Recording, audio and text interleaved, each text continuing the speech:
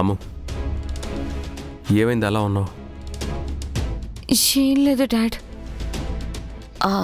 అమర్, ఈరోజు ఏదో కొరియర్ వచ్చింది.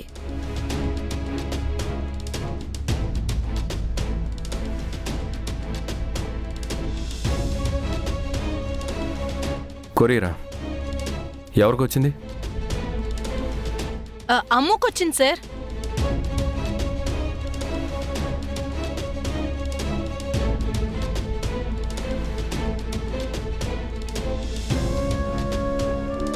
ఏం కొరియర్ అమ్ము?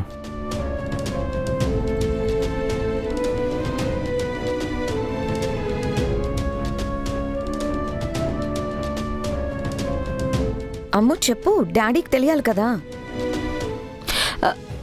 అది డాడ్, అది అది ఆ కొరియర్ తీసుకొచ్చి డాడీకి చూపించు.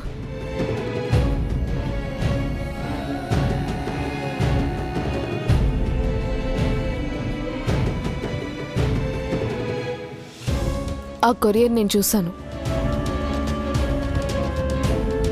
అది అమ్ము వాళ్ళ ఫ్రెండ్స్ ఏదో స్టడీ మెటీరియల్ పంపించారు. ఏదైతే ఏంటి, అది అమర్ చూడాలి కదా బాగి. అవసరం లేదు. అది కాదమర్, మనం చూడాలి కదా. స్టడీ మెటీరియల్తో పిల్లలకి పని, కానీ మనకేం పని? తినండి.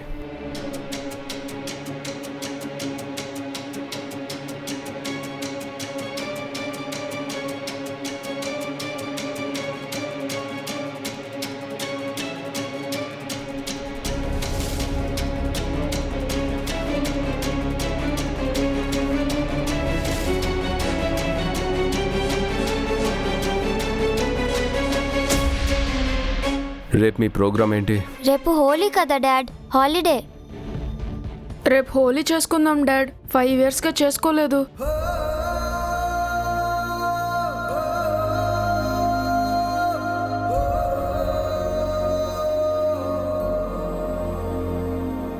అవును, మిస్ అమ్మ లేకపోయేటప్పటికి 5 ఏళ్ళు పండగలన్నీ మిస్ అయ్యాం.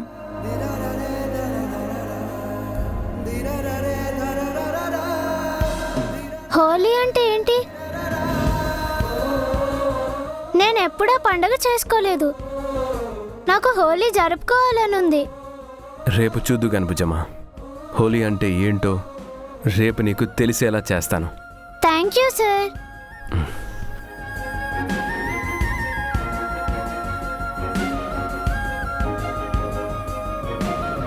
అయితే 5 సంవత్సరాల తర్వాత మళ్ళీ ఇంట్లో హోలీ ఆడబోతున్నాం అన్నమాట. రంగుల పండగ ఓ రేంజ్లో ఉంటుంది.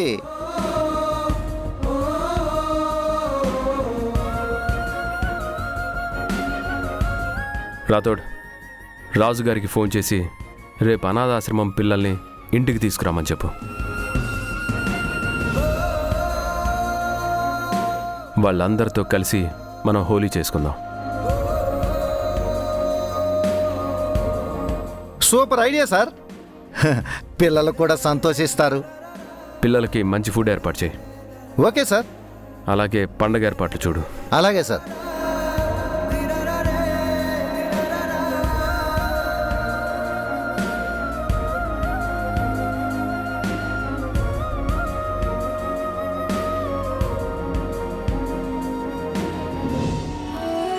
థ్యాంక్ యూ బుజ్జమ్మ, నీ వల్లే 5 years తర్వాత మళ్ళీ హోలీ చేసుకోబోతున్నాం. నువ్వు వచ్చావు, హోలీ పండగ సెలబ్రేట్ చేసుకుంటున్నాం. Really thanks Bujjamma. ఈ పండక్కి మిస్సమ్మ బుజ్జమ్మ ఇద్దరూ ఉన్నారు. Double happy.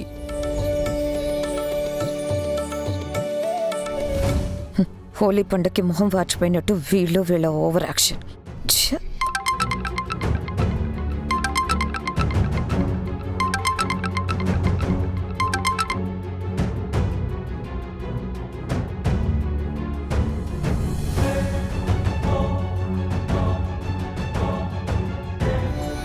మిస్ అమ్మ, ఇక సందడంతా నీదేనమ్మా.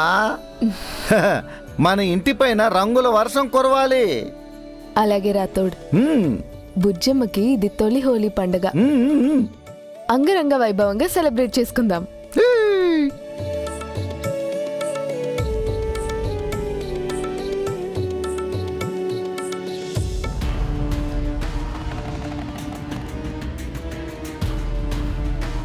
ఏంటి ఈ టైంలో ఫోన్ చేసావు? ప్రశాంతంగా భోజనం కూడా చేయనివ్వవా? నెల రోజులు టైం ఇచ్చావు కదా, అప్పుడే అంత తొందర ఎందుకు? మనోహరి, ఫోన్ ఎత్తగానే గ్యాప్ ఇవ్వకుండా వాగుతున్నావేంటి? నన్ను మాట్లాడినవ్వా? నీ కూతురు నీకు కావాలి అంతే కదా? నన్ను కాస్త ఆలోచించుకోనివ్వు. నువ్వేం ఆలోచించాల్సిన పని లేదు. ఆల్రెడీ నేను లాయర్ కలిసి ఒక ప్లాన్ వేశాం. ఏంటా ప్లాను? అంజు పాపని కిడ్నాప్ చేసి అమరేంద్రని బెదిరించి నా కూతురు ఎక్కడుందో తెలుసుకోవడం. అదే నా ప్లాన్. మంచి ప్లాన్ ఆలోచించారు. ఎలాగూ నేను అడుగుతుంటే అమర్ చెప్పట్లేదు, బాగి రాతోడ్ని చెప్పనివ్వట్లేదు. ఇలాగైనా పాప ఆచూకి తెలుస్తుందేమో చూద్దాం. చూద్దామంటే సరిపోదు.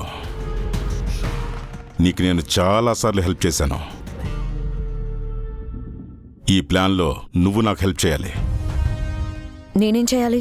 అంజు పాపని నువ్వే ఎత్తుకొచ్చి నాకు అప్పగించాలి.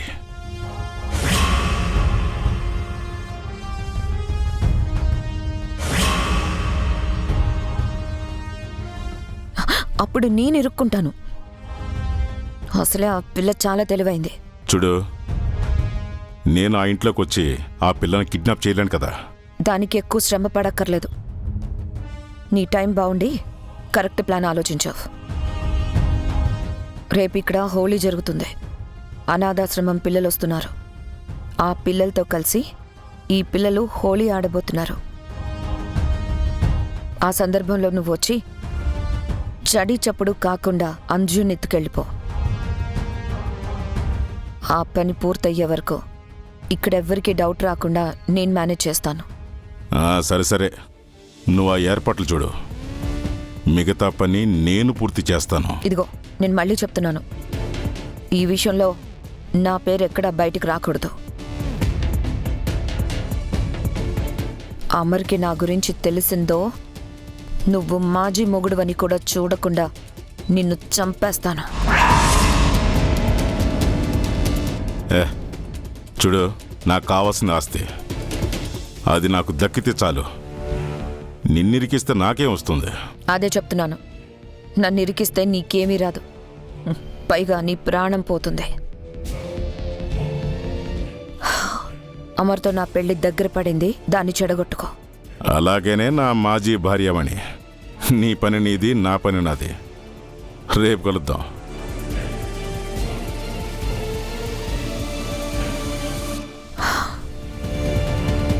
రేపటితో రణ్వీర్ పీడ విరుగుడవుతుంది. అంజుని అడ్డు పెట్టుకుని అమరేంద్రతో నా కూతురు ఎక్కడుందో చెప్పిస్తే ఆ పిల్లని తీసుకొని రణ్వీర్ నా దారికి అడ్డు రాకుండా వెళ్ళిపోతాడు.